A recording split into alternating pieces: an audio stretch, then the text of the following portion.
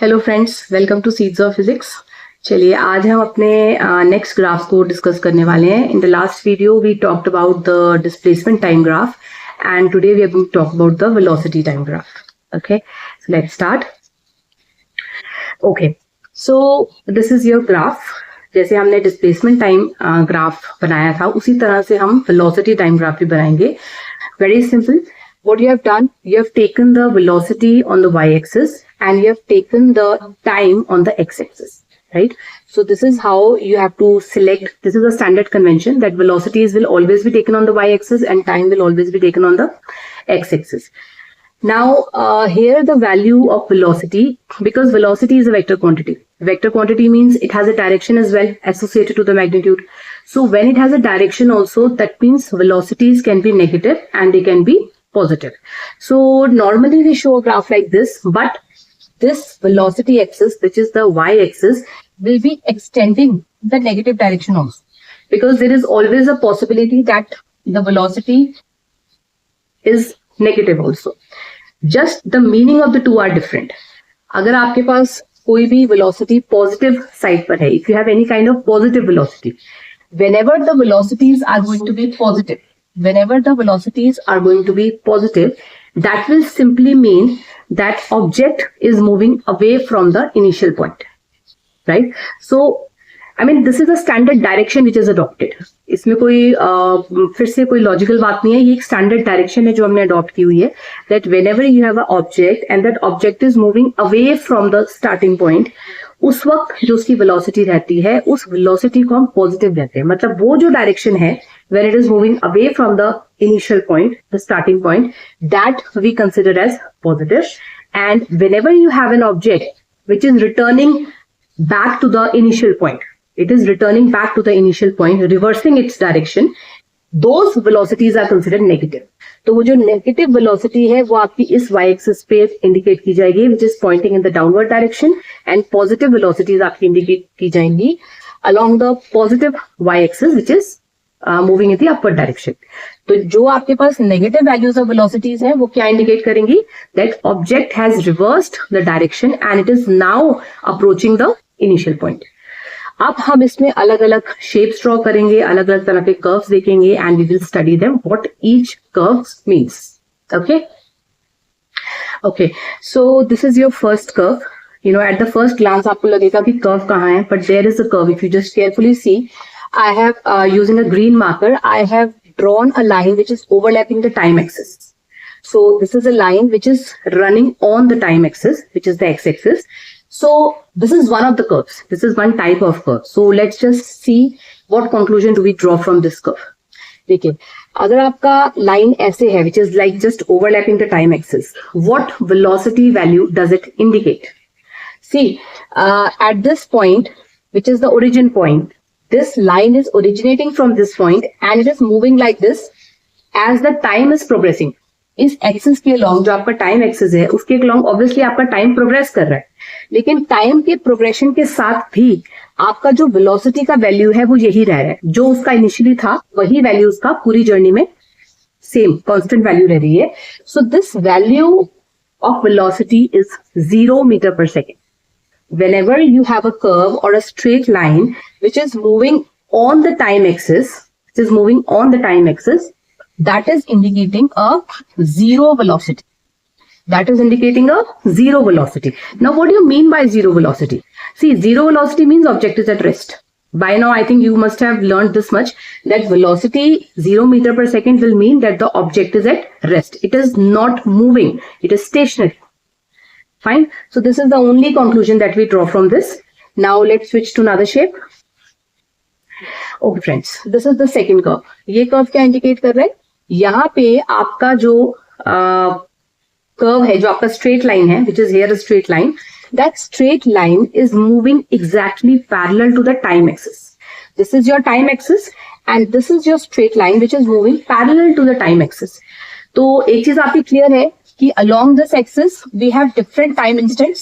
आपका जो टाइम है वो इंक्रीज कर रहा है, it is progressing, and as the time is increasing can we see any change in the value of magnitude, value of velocity? We cannot see, because whatever value of velocity was there at the first time instant, at the second time instant, at the third time instant, at the fourth time instant, we have same values.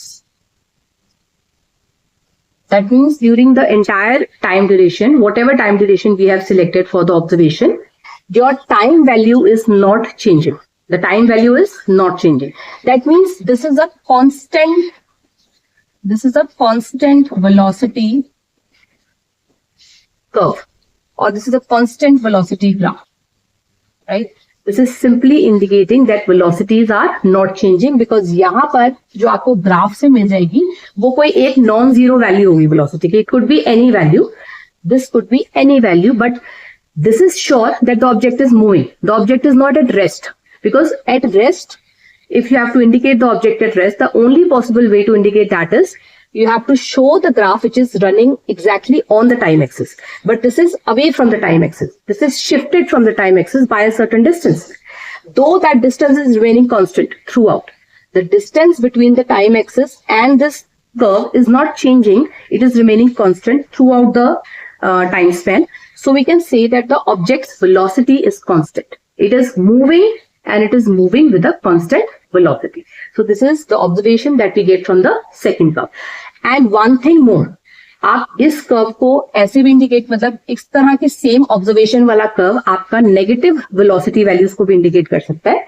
That means the way you have drawn this, likewise you can draw a curve of this kind also. You can draw a straight line which is running exactly parallel to the time axis, but in the negative zone, right, where the value of the velocity is negative. So maybe if this is 10 meter per second, this could be minus 10 meter per second.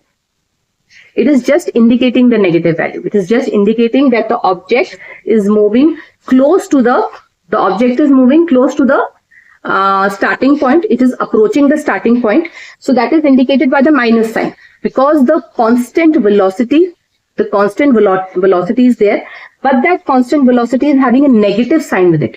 Negative sign माने क्या मतलब हुआ? The object is moving close to the initial point. It is approaching the initial point. So we have an object which is approaching the initial point with a constant velocity of 10 meter per second. So this is indicated by this graph. And here, what do we have? We have an object which is moving away from the starting point, but with a constant velocity of 10 meter per second. I mean, these values could be any. These values could be any. Okay. Okay, friends. Now, this is another kind of curve.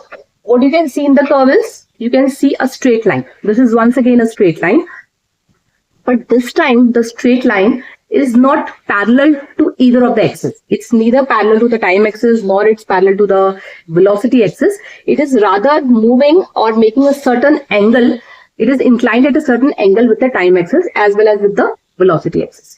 So this is making a certain non-zero angle. Whenever you have a line which is running parallel to an axis, in that case we say that the angle between the two is zero.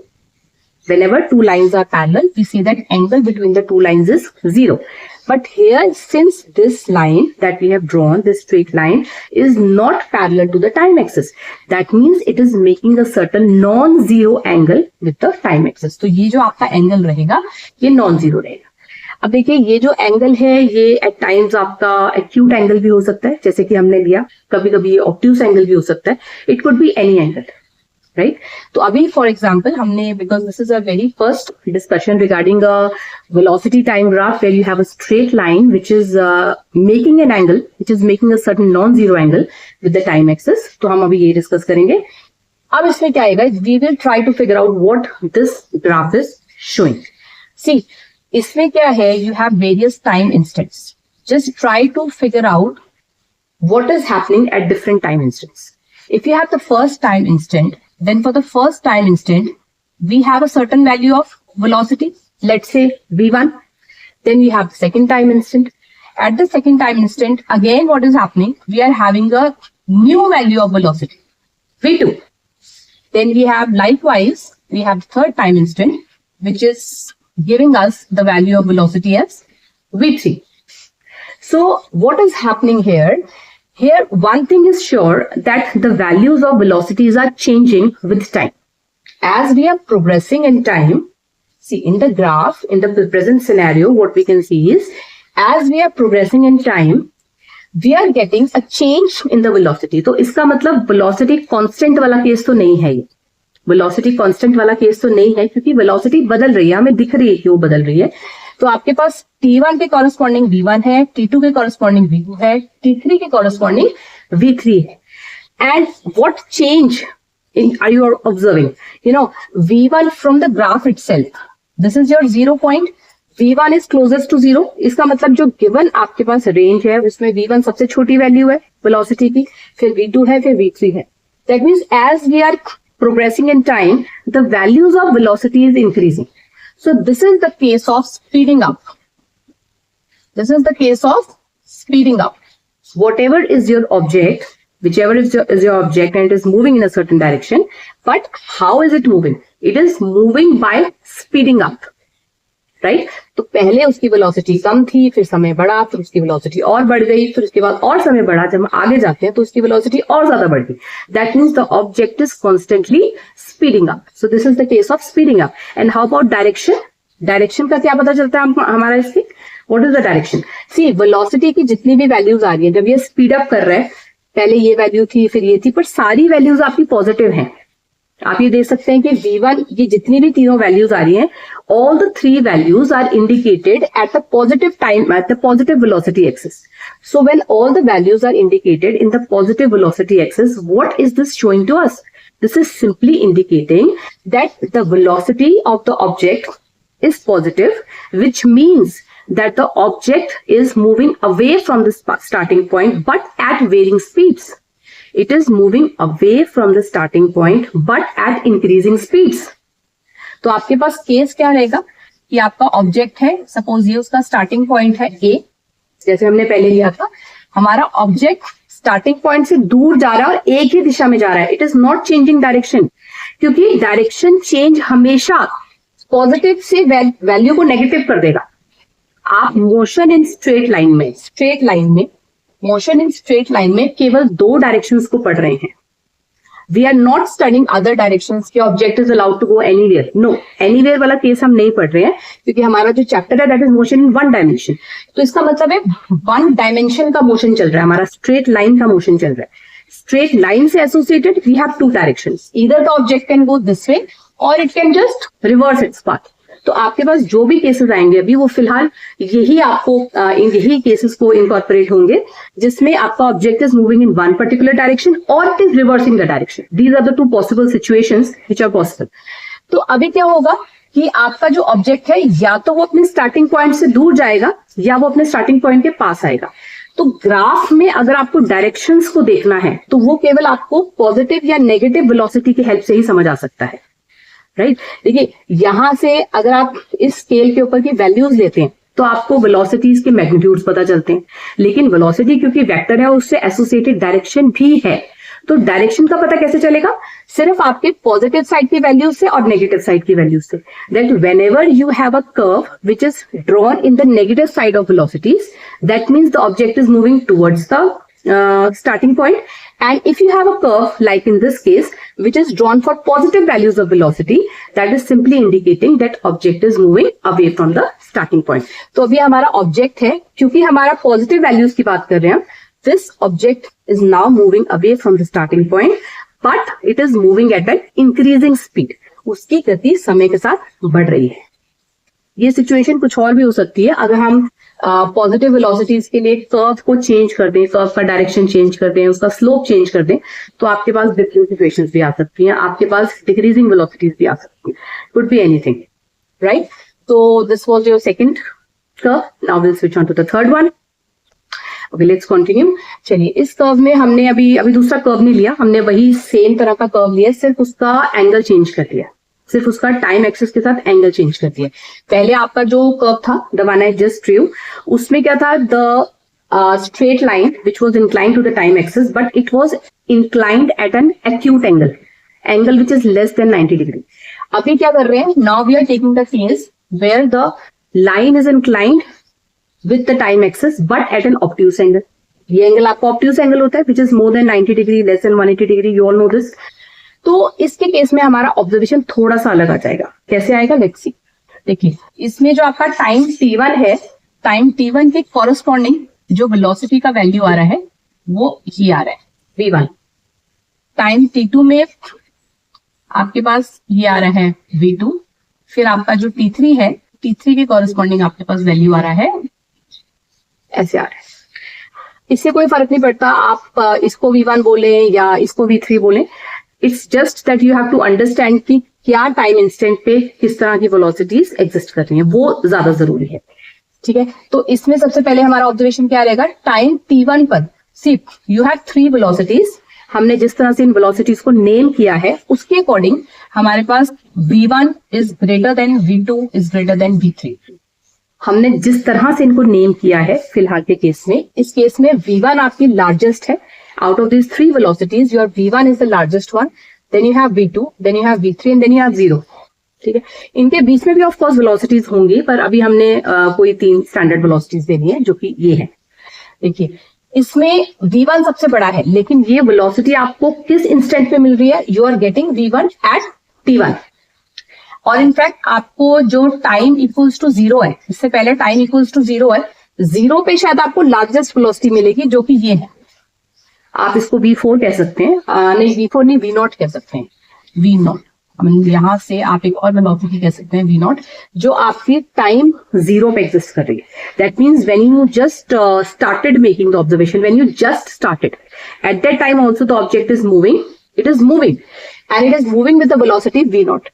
ये v0 आपकी इस point पे मिलेगी जहां पर आपका ये line, जो आपकी गिवन लाइन है, वो आपके y एक्सिस को इंटरसेप्ट कर रही है, राइट।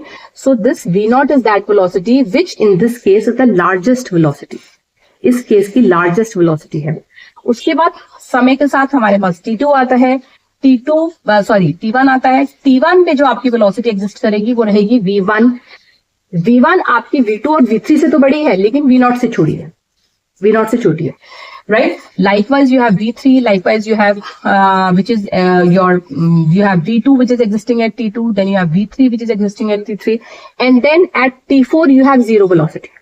0 velocity यहां पर जब आपका ऑब्जेक्ट आ गया t4 पे 0 velocity, मतलब object has come at rest, it has come at rest.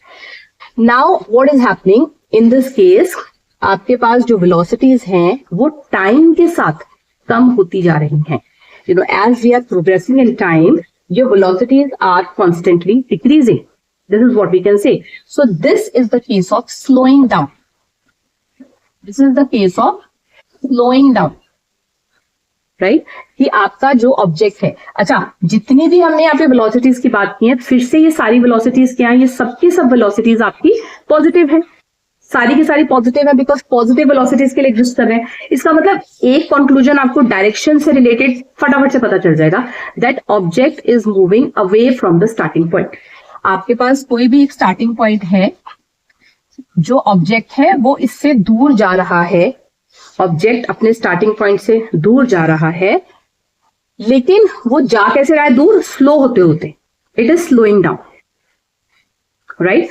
I mean, when we just started our observations, the object was at point A, लेकिन वो point A पे हमने क्या कंसिडर करा कि वो point A पे जब है तो उसके पास मैक्सिमम वेलोसिटी है, जो उसका स्टार्टिंग पॉइंट है उस वक्त उसने मैक्सिमम स्पीड रखी हुई है अपनी, जो भी सिस्टम की maximum speed.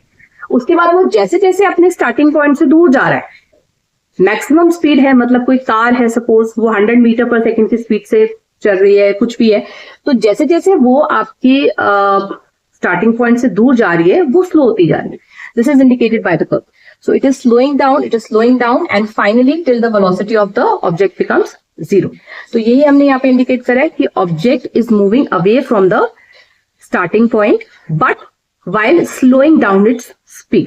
It is moving at different speed, वो तो है ही है, बट वो डिफरेंट स्पीड किस नेचर की है, किस तरह का चेंज आ रहा है वेलोसिटी में, वेलोसिटी में इस तरह का चेंज आ रहा है that velocity is constantly decreasing with time.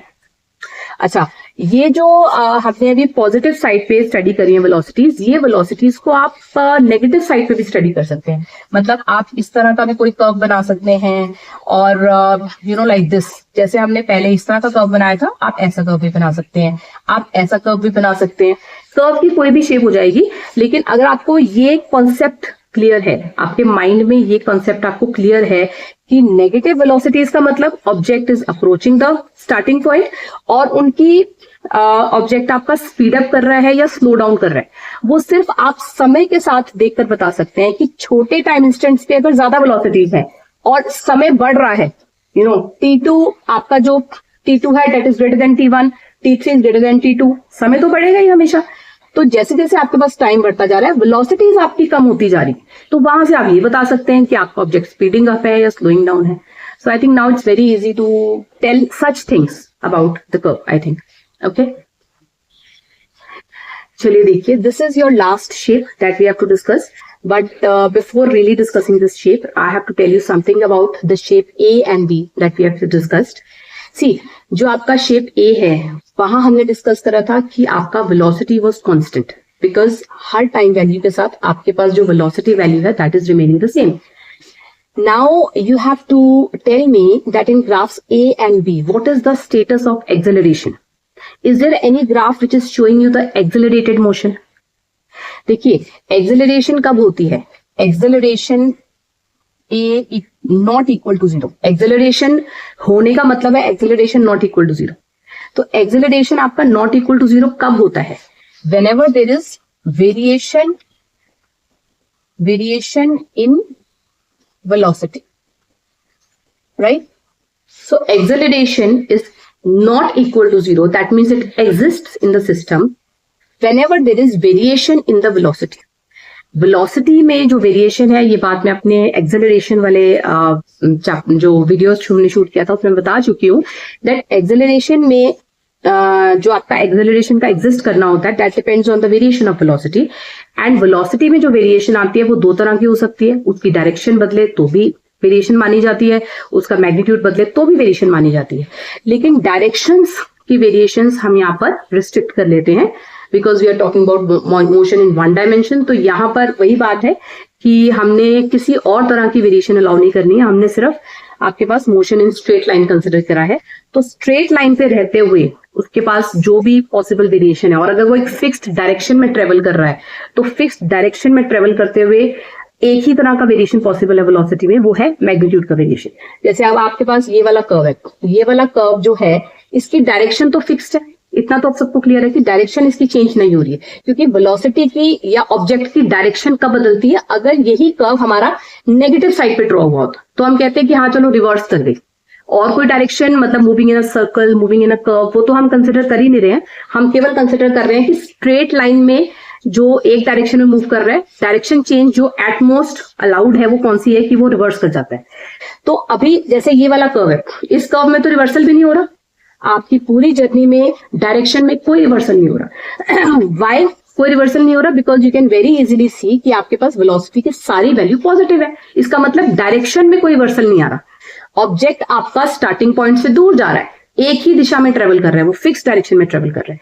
तो अगर कोई भी, अब जैसे ये वाला जो केस है, ये भी मैं आपको बता चुकी हूँ कि वेलोसिटी वैल्यूज आपकी पॉजिटिव है, उसका मतलब क्या है कि ऑब्जेक्ट आपका एक ही दिशा में ट्रेवल कर रहा है, ठीक है। तो एक्सेलरेशन अगर हमें देखनी है कि है या नहीं है, तो एक्सेलरेशन कब होगी? अगर वेरिएशन इन वेलोसिटी होगी। अभी वेलोसिटी का कौन सा पैरामीटर है जिसमें चेंज हम अलाउ कर सकते हैं एक पर्टिकुलर डायरेक्शन में?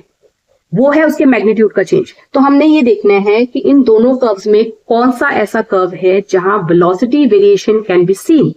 See, in your curve number A, which is marked as A, we can say that velocity is constant. As we are progressing in time, we are not able to see any change in the value of velocity. That means velocity is constant. So, in this situation, acceleration is clearly zero.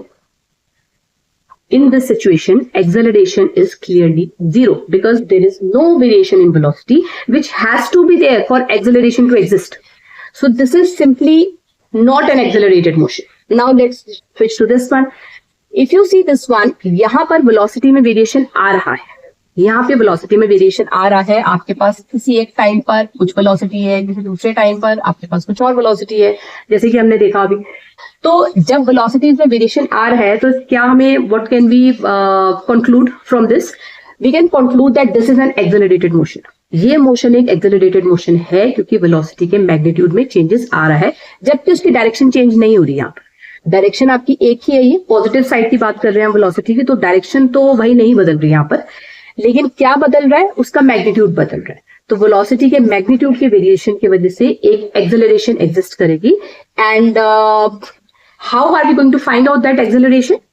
देखिए, आपके पास हमने displacement time graph में एक physical quantity, not physical quantity really, but एक mathematical parameter introduce करा था which is called slope, जिसके बारे में आप जानते भी हैं। तो स्लोप जो होता है, स्लोप क्या होता है? Slope is something which is going to give you the steepness of any curve. तो हमारा ये जो कर्व है, this is making a certain angle with the time axis, that means it is steep. तो इसकी स्टीपनेस कितनी है वो हम डिटरमाइन करते हैं स्लोप से। तो आपने यहां पर भी स्लोप निकालना है, और स्लोप आपका क्या आएगा? Change in the y values which is nothing but the change in the velocity divided by the change in the time, the corresponding change in the time. तो जितना भी आपके पास टाइम में चेंज है और उसके कॉरेस्पॉन्डिंग वेलोसिटी में कितना चेंज है, इसको आपने डिवाइड कर देना है, taking the change in velocity in the numerator and the change in time in the denominator. So this is going to give you the slope of the straight line. This is going to give you the slope of the straight line. Now, if you just try and analyze and just recall the definition of acceleration, what was acceleration? What was the mathematical formula for acceleration? Acceleration was always the change in the velocity brought in a certain time interval. That was acceleration. That means आपके पास अगर velocity time graphs में आप slope निकालते हैं तो वो slope acceleration ही है। See, this is the change, this is the ratio of change in velocity to change in time, and this is nothing but acceleration only. So that means using the velocity time graphs, we can find the slope, and that slope will indicate nothing but the acceleration value of the system. जैसे अगर आप यही mathematical rule यहाँ apply करके slope निकालते हैं, मैंने बोला कि यहाँ एक्सेलरेशन 0 है क्योंकि वेलोसिटी के मैग्नीट्यूड में कोई चेंज नहीं आ रहा। आप इसको फॉर्मूला से भी प्रूफ कर सकते हैं। जैसे आप कोई भी दो टाइम इंस्टेंट्स लेते हैं, क्योंकि दोनों टाइम इंस्टेंट्स पे वेलोसिटी का वैल्यू कोई एक ही आ रहा है, तो इस टाइम ड्यूरेशन में what is the change in velocity? 0. Change in velocity is 0. So it is 0 divided by whatever time interval you have chosen. So it is 0 divided by this, which is 0. तो यहाँ पर 0 metre पर second square का आपका आ जाएगा acceleration. Acceleration will be 0 metre पर second square. Likewise यहाँ पर आप एक्सेलरेशन निकालेंगे तो यहाँ आपके पास एक नॉन जीरो वैल्यू आने वाली है। यहाँ पर आपके पास एक्सेलरेशन की नॉन जीरो वैल्यू आ जाएगी। It will not be zero because we have seen that this is the case of variation in velocity. So variation in velocity means acceleration has to be there. Acceleration will have a non zero value here. But now the point is that will that acceleration be a constant one or a varying one? Will it be a constant one or a varying one? Because acceleration could be constant acceleration also, it could be variable acceleration also. दोनों तरह के acceleration possible है। तो क्योंकि ये आपकी एक straight line है, आप देख सकते हैं कि ये आपकी एक straight line है। Whenever you have a straight line, the slope will remain constant. ये एक मैथमेटिकल रूल से भी आप जानते ही होंगे, आपने स्ट्रेट लाइन स्टडी की होंगी अगर मैथ्स में, तो उसमें आपने पढ़ा होगा कि जो भी स्ट्रेट लाइन है उसका स्लोप हमेशा कांस्टेंट रहता है। With a straight line there is one and only one slope associated to it, right? तो आपके पास जो इसका स्लोप का वैल्यू निकलेगा, this is going to be same throughout the curve, this is going to be same. So this is a case of constant acceleration. ये जो आपका केस रहेगा ये कांस्टेंट एक्सेलरेशन का रहेगा। यहाँ एक्सेलरेशन में कोई भी वेरिएशन नहीं दिखेगी। आप ये दोनों देखने के बाद अब हम आते हैं अपने थर्ड केस में। थर्ड केस में आपके पास कर्व कुछ ऐसा रहेगा which is actually a curve which is not a straight line. अभी तक तो हमने जो भी पढ़ा वो स्ट्रेट लाइंस थे, ठीक है, और अभी हम जो देख रहे हैं वो एक स्ट्रेट लाइन नहीं है। This is not a straight line. But now let's see what this kind of curve is indicating. देखिए यहाँ पर भी क्या होगा कि आपके पास टाइम t1 है, टाइम t2 है, आपके पास टाइम t1 के कॉरेस्पॉन्डिंग एक वैल्यू आ जाएगी v1, उसी तरह से आपके पास t2 के कॉरेस्पॉन्डिंग भी एक वैल्यू आ जाएगी v2। तो आप कहेंगे कि ठीक है, t1 में v1 आ गया, t2 के कॉरेस्पॉन्डिंग v2 आ गया, इसका मतलब वेलोसिटी में चेंज तो आ ही रहा है। I mean what is the major difference between this and this? Velocity में चेंज तो आ ही रहा है। इसके आगे कोई t3 होगा तो भी हमें कुछ ना कुछ, तब तो हमें और भी बड़ी वैल्यू मिल जाएगी, v3 और भी बड़ा हो जाएगा। तो व्हाट, और यहां पर भी हमें वेलोसिटी में वेरिएशन मिल रहा था. So what is the difference? The difference is now the rate at which the velocity is changing is different now. यहां पर आपका एक्सेलरेशन कांस्टेंट था, मतलब change in velocity divided by change in time, ये चीज constant थी. That whatever, C velocity में change आ रहा है, but whatever is the amount of change which is coming in a certain interval of time, that amount of change is same. ऐसा नहीं हो रहा कि कभी 2 सेकंड के गैप में हमारे पास 10 मीटर पर सेकंड का चेंज आ गया, कभी फिर 2 सेकंड के चेंज में हमारे पास 50 मीटर पर सेकंड का चेंज आ गया. ऐसा नहीं हो रहा था. यहाँ पे एक ही वैल्यू से चेंज आ रहा था बार बार, और जिसकी वजह से एक्सेलरेशन आपकी कांस्टेंट थी सिस्टम में. बिकॉज एक्सेलरेशन होता ही क्या है? Acceleration is nothing but a parameter which is going to tell you that what is the rate at which the velocity is changing. तो यहाँ पर velocity एक constant rate से change कर रही थी. यहाँ velocity change तो करेगी पर constant rate से नहीं करेगी. constant rate से करती तो ये जो आपका curve है इसका slope constant आना चाहिए था, पर slope सिर्फ straight lines का constant होता है. A line which is not a straight line will never have a constant slope. देखिए, अगर आप टाइम t1 पे स्लोप निकालते हैं तो आपको यहां पर एक टेंजेंट ड्रॉ करना पड़ेगा, कुछ ऐसा. अगर आप टाइम t2 पे स्लोप निकालते हैं तो फिर से आपको टेंजेंट ड्रॉ करना पड़ेगा, वो टेंजेंट रहेगा कुछ ऐसा. ठीक है. अब दोनों टेंजेंट्स का टाइम एक्सिस के साथ इंक्लिनेशन डिफरेंट है. ठीक है. पहले आपके पास ऐसा है, फिर ये ऐसा हो गया. That means with time the tangent is becoming steeper and steeper. And what is your tangent indicating? आप अगर इस टेंजेंट की हेल्प से स्लोप निकालते हैं तो स्लोप आपका देगा एक्सेलरेशन. देखिए, यहां पर वेरिएशन इन वेलोसिटी है. We have variation in velocity here, जबकि यहां पर भी जो वेलोसिटी का वेरिएशन है वो केवल मैग्नीट्यूड में है. डायरेक्शन तो यहां भी नहीं बदल रही, क्योंकि मैं आपको बता चुकी हूँ कि डायरेक्शन चेंज होने का मतलब होता है कि नेगेटिव वैल्यूज ऑफ वाई पे स्विच कर जाना. लेकिन हम यहाँ नेगेटिव वैल्यूज पे नहीं स्विच कर रहे हैं. फिलहाल हम नेगेटिव वैल्यूज पे नहीं स्विच कर रहे हैं. तो वेलोसिटीज जो भी आपकी आ रही हैं समय के साथ, जो नए नए वेलोसिटीज आ रहे हैं वो सारे के सारे पॉजिटिव साइड पे ही आ रहे हैं. So that means one thing is clear, that whatever acceleration you are getting in this system also, that is definitely not because of change in direction, that is again because of change in magnitude only. तो आपका velocity का जो magnitude है वो यहां भी बदलता रहेगा, लेकिन जो वेलोसिटी के मैग्नीट्यूड में वेरिएशन आएगी वो सेम नहीं आएगी. I mean the rate at which your velocity is changing, that rate is not same now. You know, for a given interval of time it may change for a certain value, for another equal duration interval of time it may change bye a bigger value. तो velocity का जो change हो रहा है वो unequal होना शुरू हो गया है. तो इसलिए हम यहां कहते हैं कि जो आपका एक्सेलरेशन है, acceleration is variable. Acceleration here is variable. यहां आपका एक्सेलरेशन, यहां वेरिएशन इन वेलोसिटी था बट एक्सेलरेशन कांस्टेंट थी.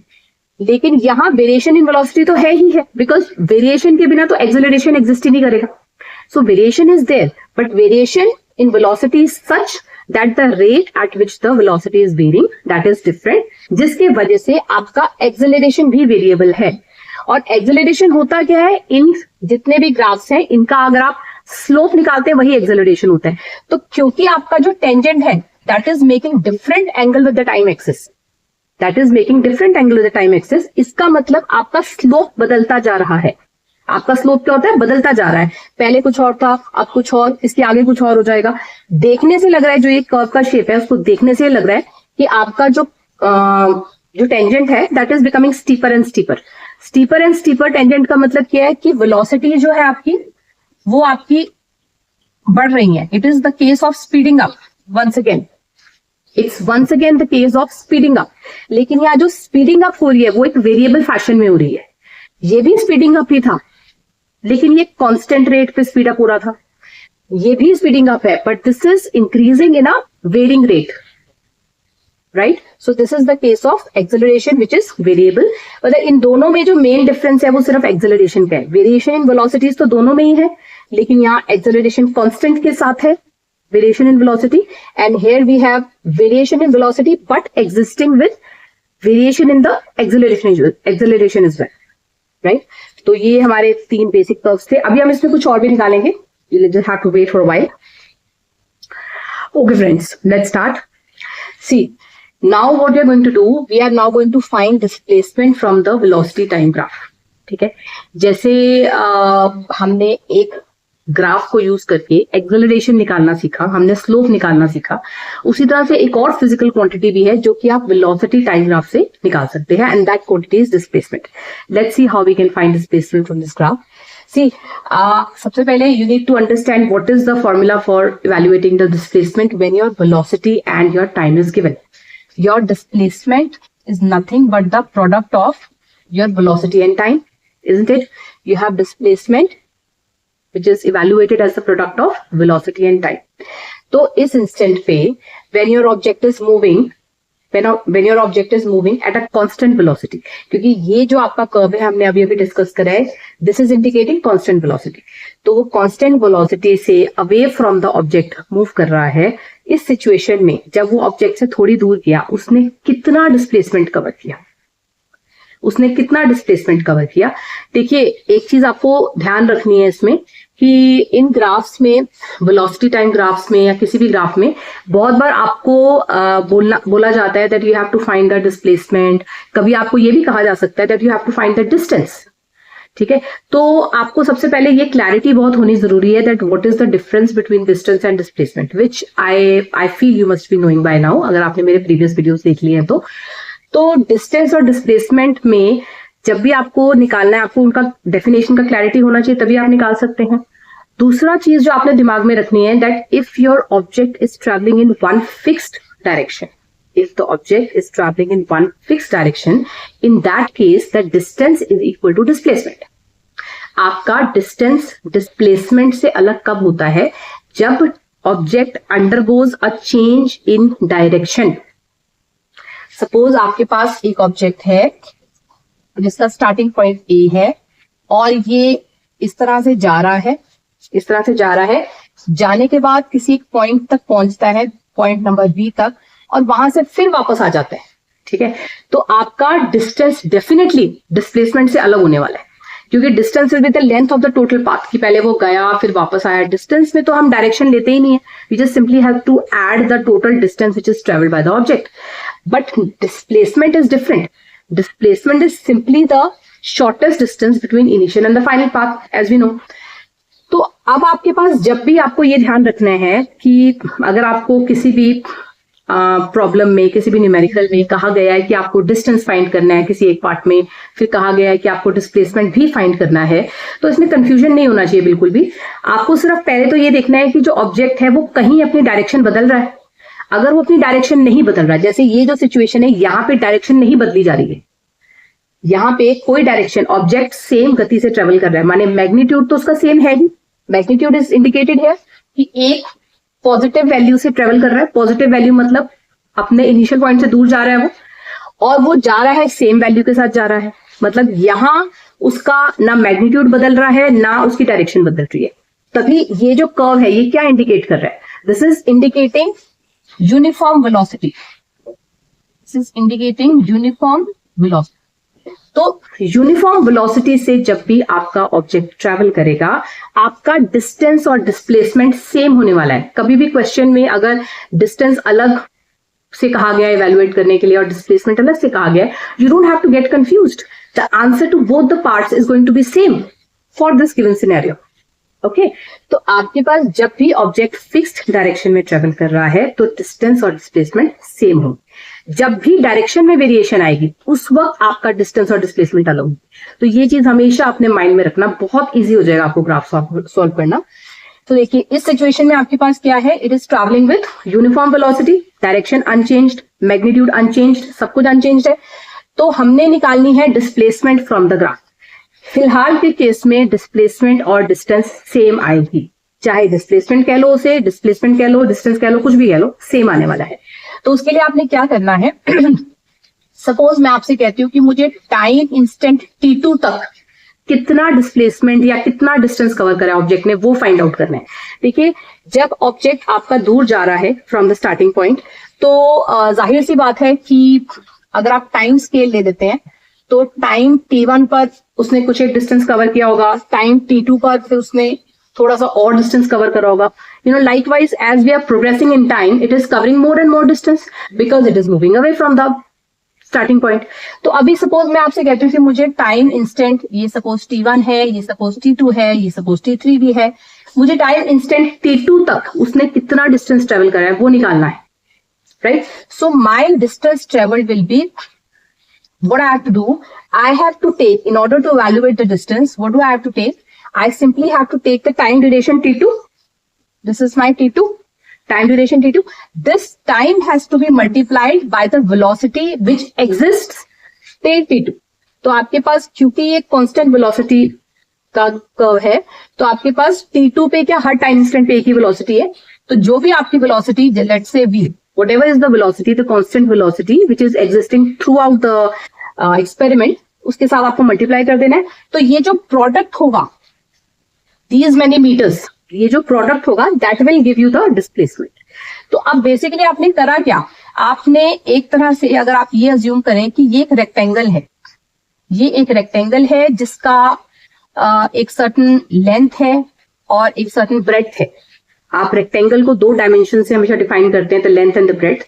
तो अगर आप टाइम को इसका लेंथ ले लें और जो वेलोसिटी का वैल्यू है उसको आप इसका ब्रेड्थ ले लें, तो एक तरह का रेक्टेंगल सा दिखेगा आपको, ये रेक्टेंगल, स्क्वायर, कुछ भी कह लीजिए.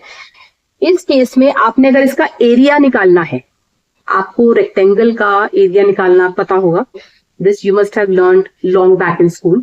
तो एरिया क्या रहता है रेक्टेंगल का, area of a rectangle, that is always length into breadth, that is always studied as length into breadth. तो आपने जो ये लेंथ इनटू ब्रेड्थ करा है, बेसिकली क्या है, लेंथ t2 है, ब्रेड्थ v है आपका. सो that means the product of your length and breadth is nothing but the displacement in this case. तो अगर आपको गिवन वेलोसिटी टाइम ग्राफ से कभी भी स्लोप निकालने को कहा जाए तो आप क्या निकालेंगे, एक्सेलरेशन निकालने को कहा जाए तो आप स्लोप निकालेंगे.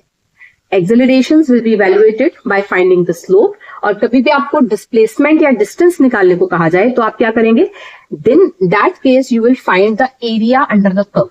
जो भी आपका कर्व है, कर्व के अंडर कितना एरिया कवर हो रहा है, वो एरिया ही आपका डिस्प्लेसमेंट या डिस्टेंस है. डिस्टेंस या डिस्प्लेसमेंट है मतलब वो डिपेंड करता है आपका डायरेक्शन का, जैसे मैंने आपको बताया. सो यहां पर इस केस में आपकी डायरेक्शन अनचेंज्ड है, तो डिस्टेंस और डिस्प्लेसमेंट एक ही बात है, they are the same. So in this case the value of displacement that you are getting till time t2, that is the product of t2 and v. इस तरह से आप कितने भी टाइम ड्यूरेशन के लिए इसको निकाल सकते हैं. मान लो आपके पास कोई मैक्सिमम टाइम ड्यूरेशन की लिमिट दी हुई है, दैट इज t4, कि हमें t4 के बाद ऑब्जेक्ट आपका रुक जाता है, इट कम्स टू रेस्ट. तो t4 तक उसने कितना डिस्प्लेसमेंट कवर करा, तो आप इस रेक्टेंगल का कर्व निकाल लेंगे, ठीक है, which is a bigger one. That is again the product of t4. इस केस में डिस्प्लेसमेंट क्या हो जाएगी, t4, 0 से t4 तक का जितना भी ड्यूरेशन होगा multiplied by the velocity which is given, right? So this is how you can find displacement from this curve. ऐसे आपके पास कर्व की कोई भी शेप हो, जैसे आपके पास हमने सिचुएशन डिस्कस करी कि उसका जो कर्व है, it is a straight line but it is inclined at a certain angle with the time axis. तो ऐसे केस में आपके पास रेक्टेंगल नहीं बनेगा, ऐसे केस में आपके पास ट्राइंगल आ जाएगा. तो आप ट्राइंगल का भी एरिया का फॉर्मूला लगा सकते हैं. ट्राइंगल के एरिया के फॉर्मूला से आपके पास क्या आ जाएगा, आपके पास डिस्प्लेसमेंट आ जाएगा. I just show you how. चलिए देखिए, जैसे आपके पास ये एक कर्व है जो कि हम डिस्कस कर चुके हैं. इस केस में भी क्या है, suppose I have to find the displacement. Once again I have to find the displacement. तो डिस्प्लेसमेंट, अच्छा, इस केस में भी आपको वही ध्यान रखना है कि डिस्टेंस आपका सेम रह रहा है, एक ही डिस्टेंस में ट्रेवल कर रहा है बट विद इंक्रीजिंग वेलोसिटीज. तो अगर डिस्टेंस बोले, डिस्प्लेसमेंट बोले, एक ही चीज है, एक ही चीज निकलने वाली है. There is no difference in distance and displacement for this particular situation, right. तो अगर आपने यहाँ पर सपोज आपका जो लास्ट टाइम इंस्टेंट है वो लेट्स से t4 है, आपने यहाँ पर डिस्प्लेसमेंट निकालना है, तो आपका जो कर्व है इसके नीचे जो एरिया आएगा ये आपने सिंपली निकाल लेना है. Now from the shape this is a triangle, from the shape this is a triangle. तो ट्राइंगल का जो एरिया का फॉर्मूला होता है वो आप सबको पता होगा. Just apply that formula. That formula for the area is nothing but half into base into height, half into base into height. तो यहाँ पर हाफ तो एक न्यूमेरिकल फैक्टर है, बट ये जो प्रोडक्ट है ये किन क्वांटिटीज का होने वाला है? बेस में आपके पास टाइम है और हाइट में आपके पास वेलोसिटी है. दैट मीन्स जो भी एरिया आएगा that is eventually a product of some time with velocity. So time और वेलोसिटी का जो प्रोडक्ट होता है वो हमारा डिस्टेंस या डिस्प्लेसमेंट ही होता है. Fine. So this is how you can find the displacement using this technique, right? So that's all for today. Catch up to the next video. I hope you enjoyed the videos. Just stay tuned. Take care. Bye bye.